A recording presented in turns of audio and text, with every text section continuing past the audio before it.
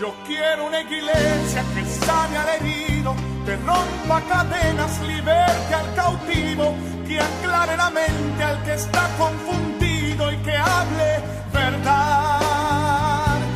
Una vez más, le damos gracias a todos ustedes que nos permiten llegar a través de sus pantallas a sus hogares en un programa más de Ve y Dile a las Iglesias, transmitido por el canal 21 y también por YouTube, para llegarle a más población de este mundo. Estamos aquí en casa de nuestro hermano Juan, quien también les saluda. Bueno, le damos muchas gracias a nuestro Señor Jesucristo por estos momentos maravillosos que nos ha permitido compartir de la palabra del Señor para con todos aquellos que están dispuestos a oír de la palabra. En esta noche también está nuestra hermana y un corto saludo, Dios le bendiga. Bien, entonces vamos a tocar un tema acerca de el anuncio de los ángeles a los pastores acerca del nacimiento de nuestro gran Dios y Salvador Jesucristo. Y es que nos dice la palabra en el Evangelio según San Mateo capítulo 2 y el verso 8, nos dice en el nombre de Jesucristo: habían pastores en la misma región que velaban y guardaban las vigilias de la noche sobre el rebaño. Y aquí se les presentó un ángel del Señor, y la gloria del Señor los rodeó de resplandor, y tuvieron gran temor. Pero el ángel les dijo: no temas, porque aquí os doy nuevas de gran gozo, que será para todo el pueblo, que os ha nacido hoy en la ciudad de David un Salvador, que es Cristo el Señor. Esto os servirá de señal: hallaréis al niño envuelto en pañales y acostados en un pesebre. Repentinamente apareció con el ángel una multitud de huéspedes celestiales que alababan a Dios y decían: gloria a Dios en las alturas y en la tierra paz, buena voluntad para con los hombres. Sucedió que cuando los ángeles se fueron de ellos al cielo, los pastores dijeron unos a otros: pasemos pues hasta Belén y veamos esto que ha sucedido, que el Señor nos ha manifestado, o en otras versiones nos ha revelado. Entonces, hermano Juan, vemos algo muy importante para analizar en esta anunciación, y es que después de anunciarle a José y a María del nacimiento de Cristo, los segundos que tuvieron el mismo día de su nacimiento y el privilegio de anunciarles por el ángel fueron los pastores. ¿Por qué sería que no se le anunciaron a los sacerdotes, a los escribas, a los fariseos, al rey, a los príncipes? ¿Por qué sería que tenía que ser a unos pastores que velaban las vigilias de la noche sobre su rebaño? Y hay otra cosa de analizar aquí y de ponerle mucho sentido, y es que les dice: esto les doy buenas nuevas, que serán de gran gozo para todo el pueblo. Para todo el pueblo. Si usted es un buen lector de la Biblia, que yo quiero invitarle a que rápidamente usted se vaya al libro de los Salmos con su Biblia y me lea el Salmo 8. Si usted es un buen lector de la palabra, usted se da cuenta que en el Salmo 8 Dios nos dice a través del salmista estas palabras. Salmo el capítulo 8, puede leerlo. Oh Señor nuestro, qué majestuoso es tu nombre en toda la tierra. Has puesto tu esplendor hasta por encima de los cielos, de la boca de los pequeños y de los niños de pecho.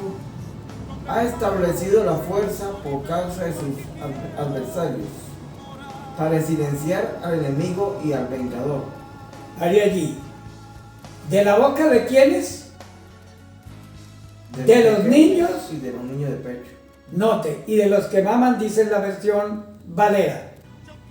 ¿Por qué Dios no utilizó este anuncio en los agricultores? ¿Por qué no utilizó este anuncio para los constructores, albañiles? ¿Por qué tenía que ir a llegarle a unos pastores que velaban las vigilias de la noche sobre su rebaño? Y cuando los pastores vieron al ángel, tuvieron gran temor. ¿Cuál es ese temor que ellos tuvieron? Porque nunca un ángel se había presentado para dar noticias de buenas nuevas. Cada que un ángel se presentaba era para enjuiciar, para castigar, para reprimir, pero nunca para dar buenas nuevas. ¿Qué nos puede acotar el hermano Juan de estas palabras? Porque ellos tuvieron gran temor y el ángel notó el miedo, la turbación que había en los pastores. Detrás de estas visitas no había movimientos muy buenos. Y si nos vamos a la investigación del Antiguo Testamento, usted ve que cada que se presentaba un ángel, siempre era para ejecutar un juicio. Y déjenme decirle que por primera vez les dice, no tengan miedo. He aquí les doy buenas nuevas que será para todo el pueblo. Dese cuenta que el anuncio no fue en el templo. El anuncio no fue en el palacio. ¿Por qué no fue en el templo si la palabra había dicho, ahora estarán mis ojos y mis oídos a la oración de mi pueblo en este lugar? Si mi pueblo se humillare y volviere sus ojos a este lugar e invocare mi nombre, yo les perdonaré. Porque este acontecimiento no fue hacia el templo. ¿Por qué? Es la pregunta que tenemos que hacernos. ¿Por qué tuvo que hacer en el campo? Porque también el profeta Isaías había dicho. Decía a los de apocado corazón, a los que no tienen esperanza, Dios mismo vendrá y os salvará. Note, y cuando el ángel le anunció a José, ¿qué fue lo que le dijo? José, hijo de David, no temas y no tengas miedo de tomar a María, tu mujer, porque lo que en ella es engendrado del Espíritu Santo es. Describe, y todo esto aconteció para que se cumpliese lo dicho por el profeta. Dígale usted, que una virgen dice que dará a luz un hijo y llamará su nombre Manuel, que significa con nosotros está Dios. Con nosotros está Dios. La Reina Valera lo dice, Dios con nosotros. Entonces era la presencia de Dios. Y En Isaías, en el capítulo 9, nos dice, porque un niño, dígalo hermano, nos es nacido. Puede buscarlo. Isaías capítulo 9, Amén. Verso 6, ¿verdad? verso 6 en adelante. Dice, porque nos ha nacido un niño, se nos ha dado un hijo, y el gobierno estará en sus manos. Se le llamará por nombre maravilloso consejero, Dios poderoso, Padre eterno, príncipe de paz. Note, porque un niño nos es nacido, hijo nos es dado. O sea que el hijo era para todo el pueblo, para todo el mundo. Cuando se dice nos es dado, no es para determinada familia, ni para determinado pueblo, sino para todo el mundo. Nos es dado. Esta palabra nos es dado concuerda con otro pasaje que está en el Evangelio según San Juan, muy conocido por todos. Puede buscarlo. Capítulo 3, verso 16. Y nuestro hermano le da lectura a este pasaje muy importante. Y note cómo nos dice. Dice en el nombre del Señor, porque Dios amó tanto al mundo que entregó a su Hijo unigénito, para que nadie que demuestre tener fe en Él sea destruido, sino que tenga vida eterna. Note que entregó a su hijo. O la Reina Valera dice, nos es dado. Significa lo entregó como regalo. Nos lo dio como un don para que todo aquel que en Él crea no se pierda, mas tenga vida eterna. Ahora, contrario a esto, vamos a ver que los otros que se dan cuenta primeramente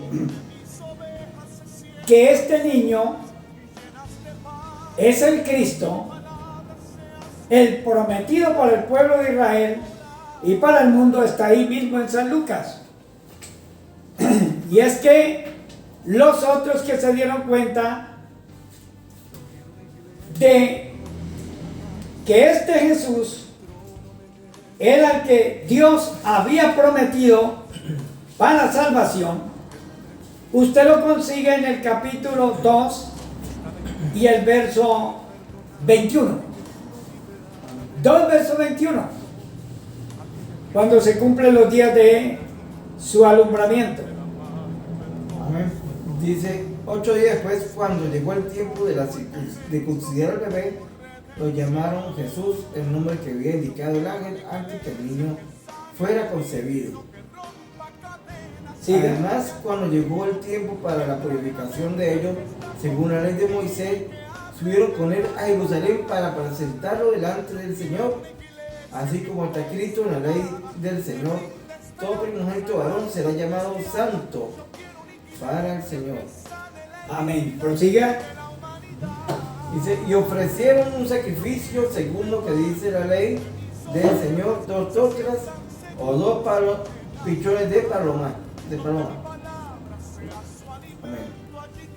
Prosiga. Resulta que había en Jerusalén un hombre justo y devoto llamado Simeón, que esperaba el consuelo de Israel, y el Espíritu Santo estaba sobre él. Mas por medio del Espíritu Santo había recibido la revelación divina de que no vería la muerte sin antes ver a Cristo. Entonces, guiado por el Espíritu, entró en el templo, y cuando los padres entraron con el pequeño Jesús para hacer por él lo que era costumbre según la ley, tomó al niño en sus brazos, alabó a Dios y dijo: Señor soberano, ahora estás dejando que tu esclavo muera en paz, tal como dijiste, porque mis ojos han visto el medio que usarás para traer salvación, que has preparado a la vista de todos los pueblos. Es una luz para quitarles el velo a las naciones y una gloria para tu pueblo Israel. El padre y la madre del niño no salían de su asombro por las cosas que se decía de él. Además, Simeón lo bendijo y le dijo a María, la madre del niño: escucha, este niño está designado para que en Israel muchos caigan y muchos vuelvan a levantarse. Y será una señal contra la que se hablará, y a ti una espada larga te atravesará el alma, para sacar a la luz los razonamientos de muchos corazones. Amén.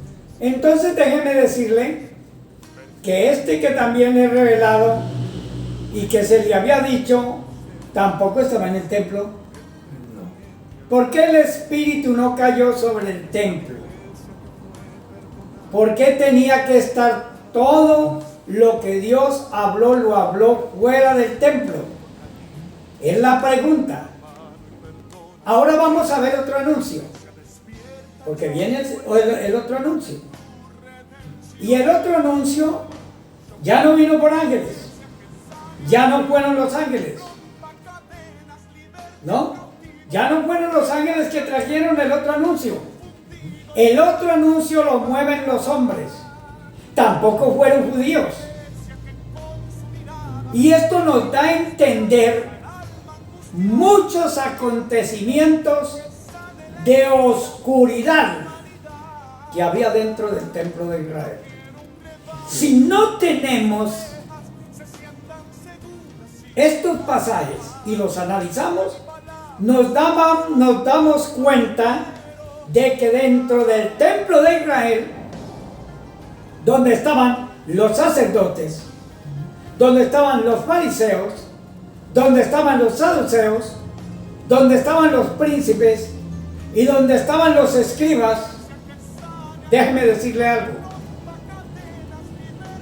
lo que había era tiniebla, oscuridad, porque toda esta gente estaba aliada era con el sistema político romano, con las tradiciones, con las costumbres, con las ideologías, con la persona que se acostumbra a que llega el sábado, llega el Pentecostés, llegan las fiestas de la Pascua, todas estas cosas tradicionales, ellos no perdían eso.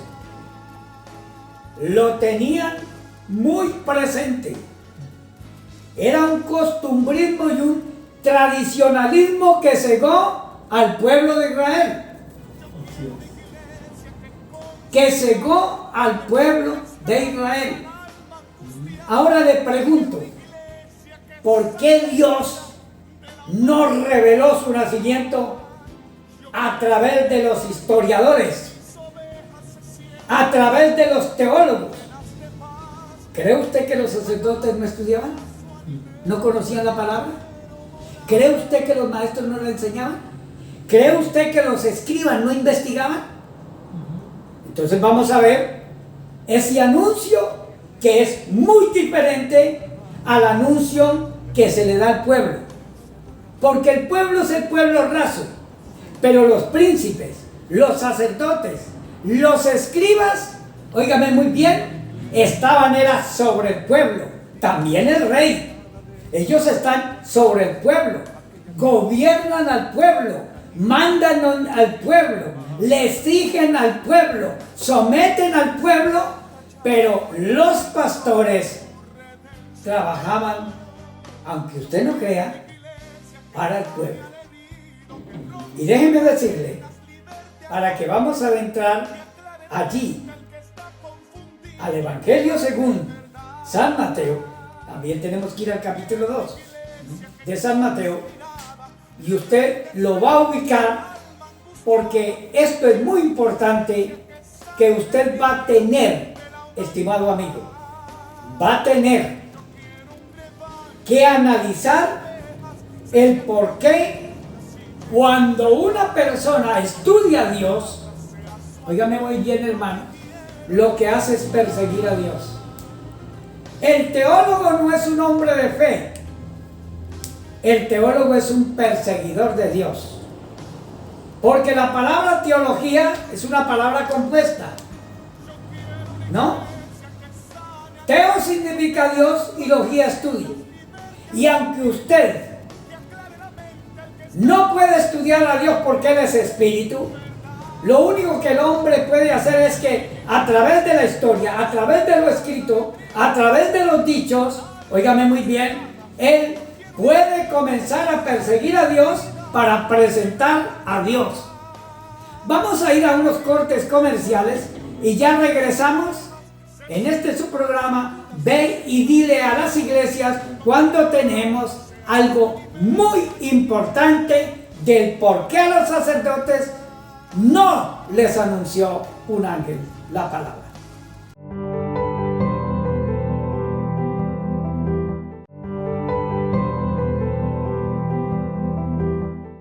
Una vez más estamos de vuelta aquí en su programa Ve y dile a las iglesias.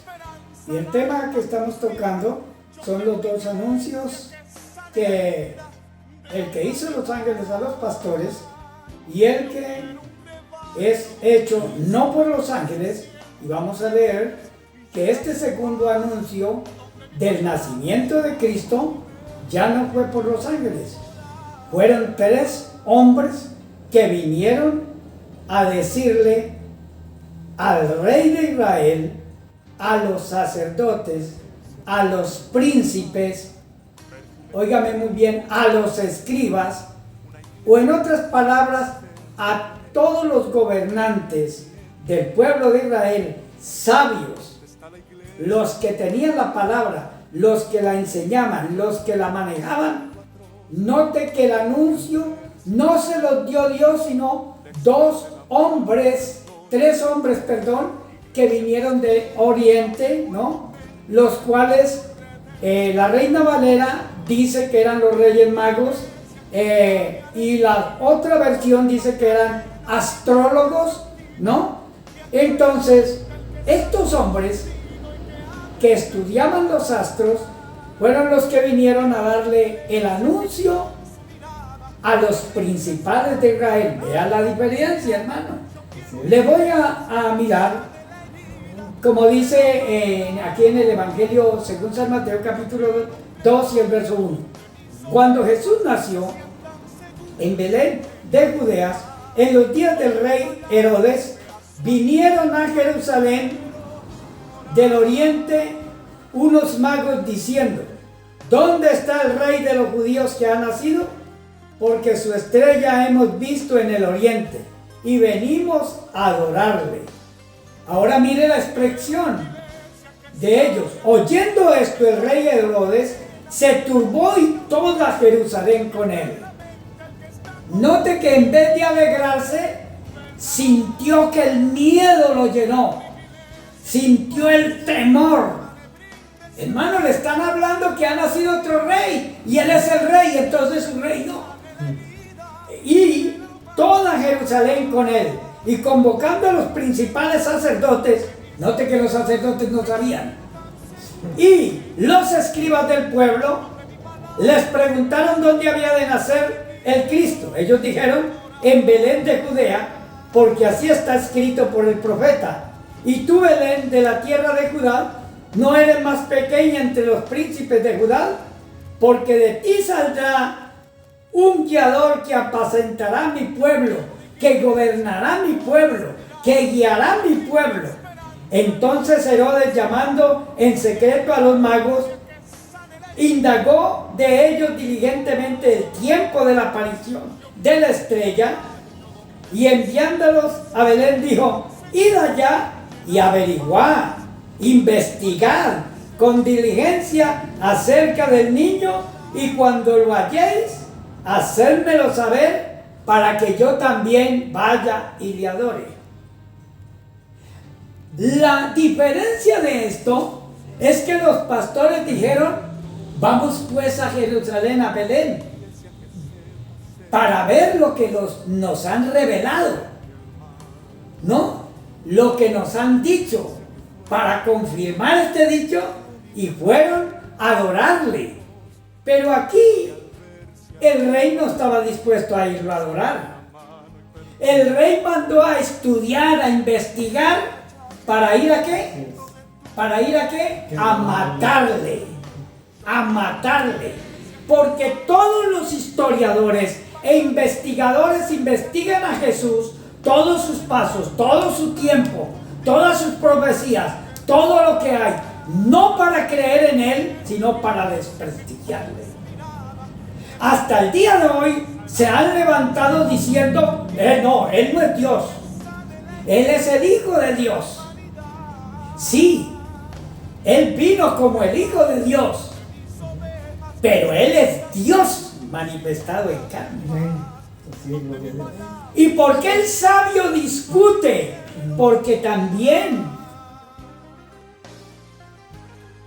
el hombre que esperaba la esperanza de Israel también lo dijo a través del Espíritu. Y este está puesto para caída y levantamiento de muchos. ¿En quién? En Israel. Y será señal que será ¿qué? Contradicha. ¿Contradice el pueblo judío a Jesús? Él no es hijo de David. No, Jesús no es un hombre. No, Jesús significa perro. Jesús significa cerdo. Jesús significa caballo. Mire todos los insultos que vienen a ese nombre. Él no lo es. Y comienzan a decir que tiene que pronunciarlo en hebreo. Porque si usted no lo pronuncia en hebreo, entonces usted no pronuncia el nombre. ¿En qué pasaje de la Biblia mandó la palabra id y predicad este evangelio a toda criatura? ¿No? El que creyera y fuere bautizado, ¿será qué?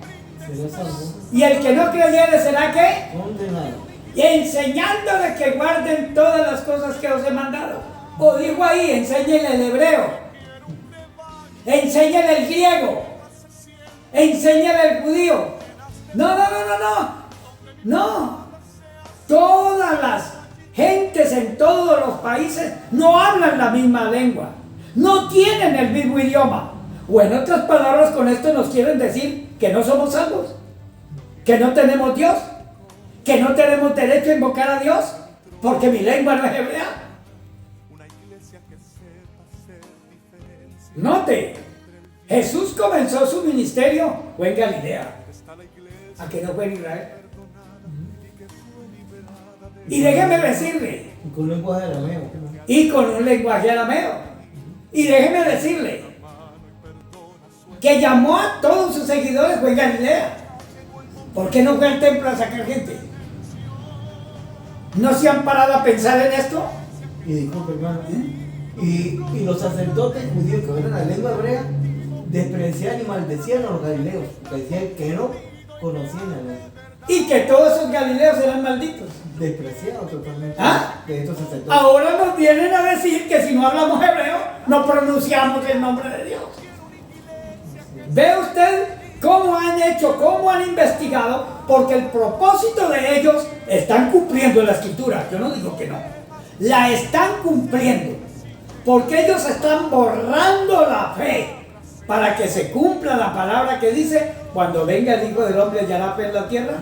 Pero es que la fe tiene un nombre. ¿Cómo se llama el nombre de la fe? Jesús. Jesucristo.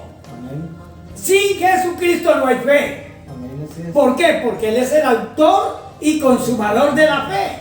El propósito de ellos es quitarle la fe a usted. Es cambiarle la pronunciación de ese nombre. En otras palabras, los únicos que van a ser salvos son ellos. Usted no va a poder ser salvo si no habla hebreo. Dígame un campesino, un indio, por allá en la Guajira, un yupa, un guaraní, y todos estos que no hablan otra lengua, lenguas tartamudas, que sus pronunciaciones son muy diferentes a la nuestra. De manera que si no pronuncian a Jesús en hebreo no son salvos. Mira hasta dónde está llegando el asunto. Un ataque pero terrible al nombre. ¿Para qué llegó la teología?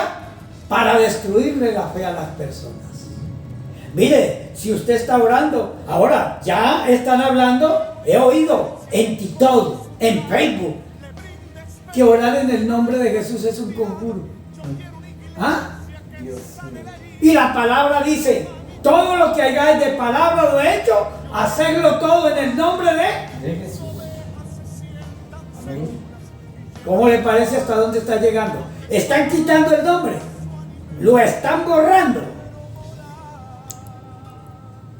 Los primeros que trataron a Jesús de diablo, ¿quiénes fueron? Los mismos judíos. Los mismos judíos.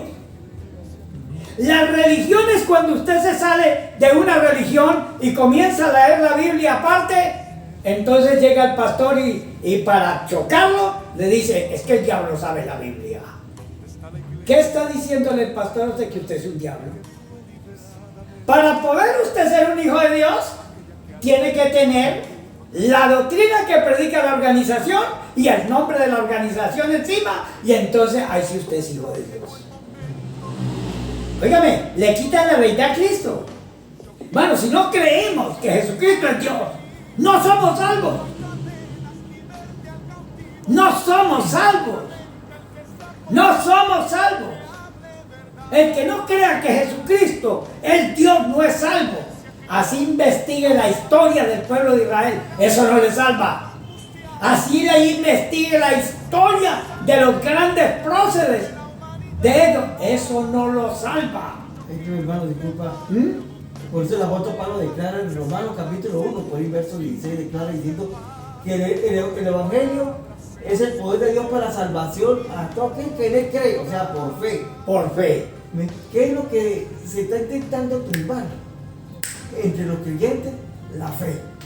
Eso es lo que se está tumbando la ¿Por fe. qué? Porque por medio de la fe es que somos salvos. En creer, como Jesús dijo en el libro de Marcos capítulo 14, capítulo 1, verso 14, que dice, arrepentíos y cree en el Evangelio. Y cree en el Evangelio. Esa es buena nueva de salvación. Óigame. ¿Y qué es lo que están tratando de tumbar? Todo esto. Todo lo que es la palabra. Claro, ya desprestigiaron la palabra.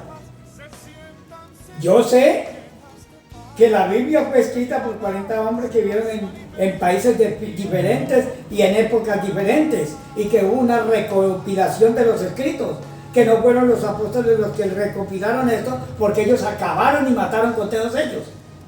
Si los mataron, ¿quién es el que recopila la escritura? Pues el que mató a nosotros. No es que es el que puede recoger, estudiar, escribir y hacer de la palabra de la historia lo que él quiera. La historia no la escribe el que murió, la historia la escribe el que vive a su manera. Pero la palabra, por eso es que la palabra hay que escudriñarla. Hay que escudriñarla, porque aquí tiene la mano metida más de uno. Así es. Unos, lo que Dios hizo, que es un hombre y que son sus hechos en los apóstoles, ellos escriben para que nosotros, creyendo en Cristo, en el nombre, ¿no? Sí, tengamos vida eterna por su nombre. Así lo escribe Juan en su escritura. Pero, ¿no? Esta escritura de Juan también dicen que no es Juan el que la escribió, que la escribió Lázaro. El discípulo amado, dice que el discípulo amado es Lázaro. A mí, pues no me interesa quién la escribió, me interesa el contenido. Me interesa la instrucción a mi espíritu. Me interesa que Jesucristo es el camino, que no es una vereda, no es una carretera, no es una calle, es simplemente camino. En la Biblia es una conducta, y la conducta a seguir es la de Cristo. Porque Él dijo, ejemplo os he dado para que como yo hice, vosotros también hagáis. Entonces, ¿cuál es mi objetivo? Jesucristo. Ahora, que los sacerdotes, que los escribas, que los principales, hermano, Dios escondió todo esto de ellos, porque miren, fueron unos astrólogos. Ellos se dieron cuenta por hombres que no eran ni de Israel. Exactamente. No estaban ni en Israel. Y unos hombres tuvieron que venir a decirle que el Mesías ya había nacido. Y lo que hicieron fue temblar. Pensaron fue en la plata. Óigame. Pensaron fue en el reino. Pensaron fue en el señorío. ¿Y cómo dice ahí en Corintios, para terminar? Dice capítulo 1, verso 18. De hecho, el mensaje acerca del madero de tormento les parece absurdo a los que van rumbo a la destrucción. Pero para nosotros, los que estamos siendo salvados, es el poder de Dios. Porque está escrito: acabaré con la sabiduría de los sabios y rechazaré la inteligencia de los intelectuales. ¿Dónde está el sabio? ¿Dónde está el escriba? ¿Dónde está el experto en debates de este sistema? ¿Acaso no hizo Dios la sabiduría del mundo? Fue absurda, pues de acuerdo con la sabiduría de Dios, el mundo mediante su propia sabiduría no llegó a conocer a Dios. Y a Dios le pareció bien salvar a los que creen mediante el absurdo mensaje que se predica. Óigame, es por el nombre de Jesucristo que usted es salvo. Vamos a ir a un corte comercial y ya regresamos. Esto está muy importante, hermano, muy importante. Es muy importante porque la sabiduría del hombre, la inteligencia del hombre, Dios la cortó para dejar el espíritu que nos enseñara. Vamos a un corte comercial y ya regresamos aquí en Ve y Dile a las Iglesias.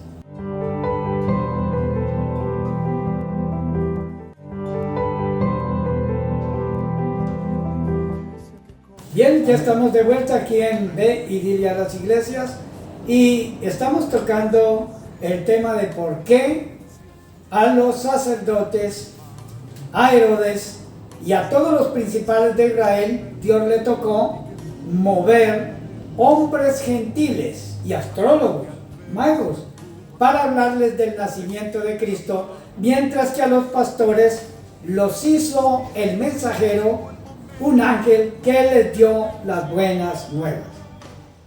Y déjenme decirle, leíamos en Corintios que Dios le estaba dando término al conocimiento y a la sabiduría que el hombre tenía acerca de Dios, ya que eran los sacerdotes, los fariseos, los saduceos, los escribas y los principales que tenían este conocimiento. Y dice que ya que en este conocimiento el hombre no conoció a Dios, pues si lo hubieran conocido no habían crucificado al Dios de la gloria. ¿Por qué? Porque Dios tenía un péndulo, o lo que se llama una plomada, y donde él se fijaba era al templo. Y donde encontró la mala conducta fue dentro del templo. Él dijo: ahora estarán mis ojos y mis oídos atentos a la oración de mi pueblo en este lugar.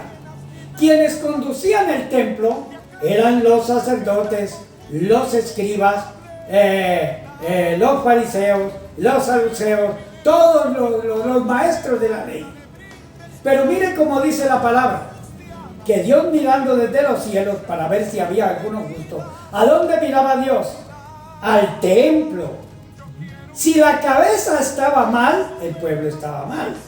Y donde encontró esta mala conducta fue en el templo, como lo dice el libro de los Romanos. Vamos a verlo, hermano. Dice 3 verso 9 de Romanos, dice el nombre del Señor. Entonces, ¿qué estamos nosotros en mejor posición que ellos, que los judíos? Dice: en ninguna manera, porque como ya hemos dejado claro, todos están bajo pecado, tanto los judíos como los griegos. Así como está escrito: no hay ni uno solo hombre justo, ni siquiera uno. No hay nadie que busque a Dios, que todos se desviaron, se han hecho inútiles. Dice: y no hay nadie que busque a Dios. Dice: su garganta es una tumba abierta, ellos engañan con su lengua. Veneno de áspid hay debajo de sus labios. Note que dice: su garganta es una tumba abierta. ¿Sabe qué les dijo Jesús acerca de esto? Ustedes, cuando hacen un prosélito, lo hacen doblemente hijo del infierno. Prosiga leyendo. Dice 14. Hay veneno de serpiente bajo sus labios, y su boca está llena de maldiciones y amargura. Sus pies van rápido a derramar sangre. Hay ruina y miseria en sus caminos, y no han conocido el camino de la paz. No hay temor de Dios ante sus ojos. Óigame muy bien, no hay temor de Dios. Entonces, ¿qué fue lo que Dios consiguió allí? Mala conducta, mal proceder. No No había temor de Dios en ellos. No se estaban conduciendo. Óigame. Y la Escritura nos declara que estos hombres a que Dios les reveló era porque su conducta era justa y eran piadosos delante de Dios, ¿no? Mientras que los que manejaban el templo, mientras los grandes sabios, mientras los grandes eruditos, no dice que no había temor de Dios delante de sus ojos. Ahora, pero sabemos que todo lo que la ley dice, lo dice a los que están bajo la ley, para que toda boca se cierre y todo el mundo quede bajo el justo juicio de Dios. Ahora, llevemos esto a la actualidad. Hay muchos teólogos, hay mucha gente que predica de Dios. Hay otros que predican a Dios bajo cuentos, bajo fábulas, bajo testimonios de hombres y bajo todas estas cosas, pero no en el espíritu. Pero como al hombre siempre le ha parecido mejor una historia, mire cómo Dios me libró de ser muerto, ¿está bien? Dios te libró de que un carro te atropellara, te matara. Pero ¿será que no vas a morir? Si tú puedes morir hasta riéndote en tu casa. Está establecido para los hombres que mueran una sola vez y después de este juicio, porque la vida eterna Dios la dio para el espíritu. ¿A que no la dio para el cuerpo? Todos los que estamos en el cuerpo estamos en una transición temporal, en un paso temporal. Entonces todo lo que le acontezca al cuerpo, de nada le sirve a mi espíritu. Está tratando con lo muerto, con lo que Dios está desechando. Porque lo que Dios está tomando de la vida mía es mi espíritu. Es mi espíritu. Está santificando mi espíritu, ¿no?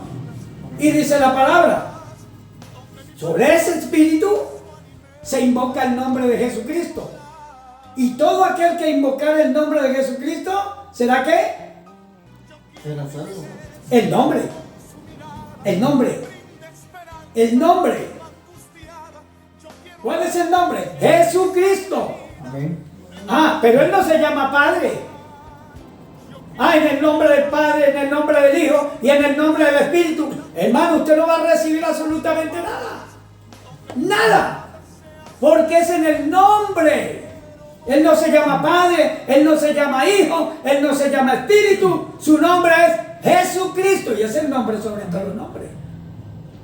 Si no invoca este nombre, que es dado al hombre, ¿por qué se le dio ese nombre al hombre? Porque el hombre es pecador. Y por ser pecador, el único nombre que él puede invocar es el nombre de quien le quita el pecado, de quien lo perdona, de quien lo salva, de quien lo transforma, de quien le da vida. Él no puede invocar otro nombre. Así que yo no puedo vivir soñando con que en el nombre del Padre, en el nombre del Hijo y en el nombre del Espíritu. Óigame, todo el mundo sobre la tierra tiene un nombre. Y el único que no tiene nombre es Dios. El único que no tiene nombre es Dios. Para aumentar sobre esto, Padre. Si es que Padre no es nombre. Existen tantos padres. Está el padre de mentira, el padre de la maldad, el padre de la injusticia. Existen tantos padres. Hijo, está el hijo de perdición, el hijo de la injusticia, el hijo de ira. Pero si usted lo identifica y dice Jesucristo, ¿no cree que está invocando el nombre poderoso del único y soberano Dios? Del eterno presente, del gran yo soy, ¿no? Del gran yo soy, del alfa y la omega, del principio y el fin, del que estuvo muerto y aquí que vive por los siglos de los siglos y tiene las llaves del Hades y de la muerte. ¿Qué acota usted allí, hermano Blas? Sí, precisamente el apóstol Pedro declara en capítulo 4 de los Hechos, verso 12, es muy conocido porque no hay otro nombre bajo el cielo dado a los hombres, no hay otro nombre en que podamos ser salvos, solamente el nombre de Jesús. Oye. Por eso que el que invocar el nombre de Jesús será salvo, dice el apóstol Pablo. Y también declara el apóstol Pablo acá en la misma carta a los Romanos, capítulo 3, verso 21, dice: ahora, sin depender de la ley, la justicia de Dios ha sido revelada. Sin depender de la ley, de lo que tenían los sacerdotes y toda aquella gente que hacía de ellos, de todos estos sacerdotes, de todos estos sabios, tenían una ceguera espiritual. Y entonces, precisamente, por Cristo Jesús, declara el apóstol Pablo: pero ahora, sin depender de la ley, dice, la justicia de Dios ha sido revelada.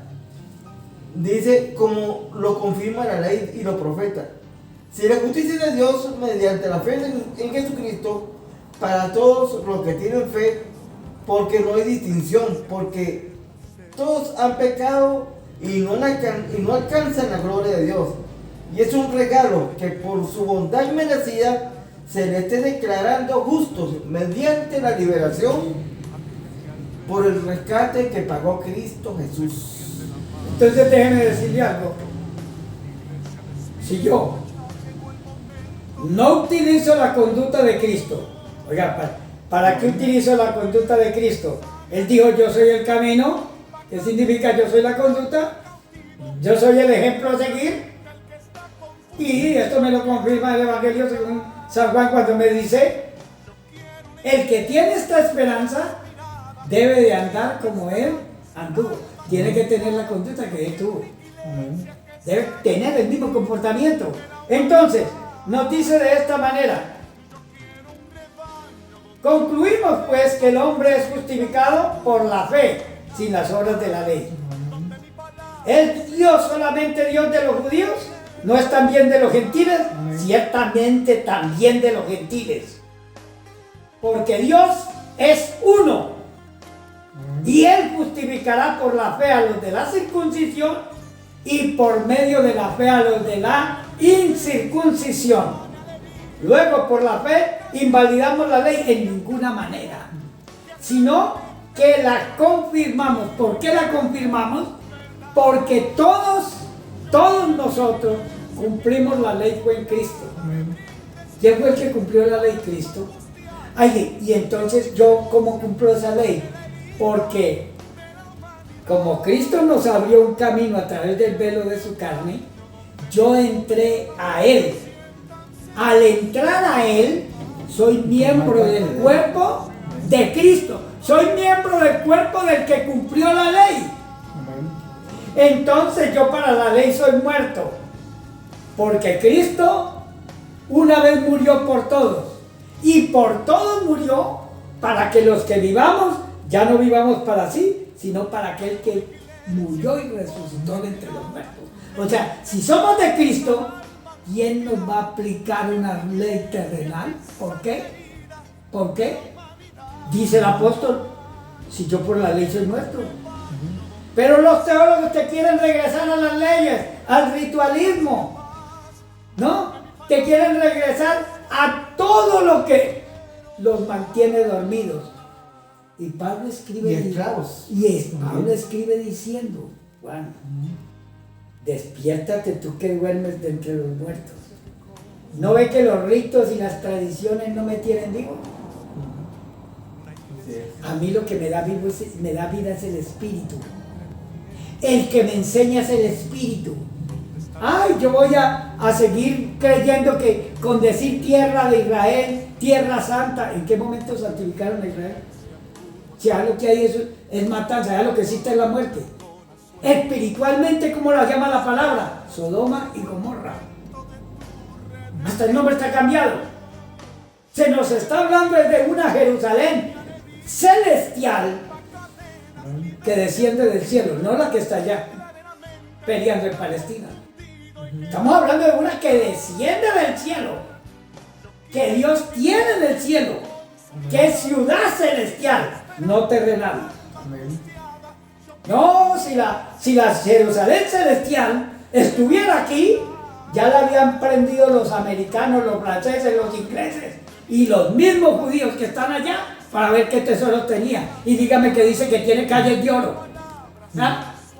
Dígame que habla de un montón de tesoros y eso es lo que andan persiguiendo y matando gente por eso. Así es. ¿Destruirían a Dios? Claro que se le van encima. Ellos no están buscando patria celestial, ni salvación. Ellos están buscando el dinero. Así les toque derramar toda la sangre que puedan. Óigame muy bien. Así, estimado amigo, si usted va a seguir creyendo en sus maestros, dígame ese Tito, eso comienzan a debatir. Mire, Jesucristo no es Dios, que la Trinidad, que si sé cuándo. Hermano, eso no salva a nadie. Usted puede repetir ese texto 10,000, 100,000 veces, pero usted va a salvar la fe en Cristo. Amén. Que ponerme a debatir y a juzgar y a condenar, eso no me da salvación. Al contrario, mire lo que dice Judas, que el Señor viene con sus santos millares de decenas. ¿Para qué? Para darle el pago a todos aquellos que hablaron cosas impías contra Él. Porque si usted oye donde hablan impiedades contra Cristo, contra Jesucristo, los judíos, los gentiles y todos los que hacen ley, hay que ver qué groserías y qué vulgaridades y cómo pasean la lengua contra el cielo. Si ellos pudieran agarrar a Jesús, lo patearían y lo volverían a matar. Pero no lo tomarían para ser salvos. Estimado amigo, hemos llegado al final de este su programa y una vez más les estamos invitando. Llámenos, envíenos un mensaje. Queremos hacer una grabación en su casa. Queremos charlar con ustedes. No les estamos invitando para que construyamos templos ni para que pertenezcamos a una organización. No. El templo Dios lo construyó en su cuerpo y nosotros somos miembros de Él. Ahora, para ser miembros del cuerpo de Cristo es porque usted entró a Cristo. Entró por su costado. Y ese costado es la puerta. El que por mí entrare, entrará y será salvo. Así que si usted no ha entrado a Cristo y está creyendo en Trinidad, usted está fuera de Cristo y sus pecados no son perdonados. Porque el pecado se lava es en el nombre de Jesús. Amén. Dios lo bendiga y será hasta un próximo programa. Bendito el Señor. Yo quiero una iglesia que sane al herido, que rompa cadenas, liberte al cautivo, que aclare la mente al que está confundido y que hable verdad.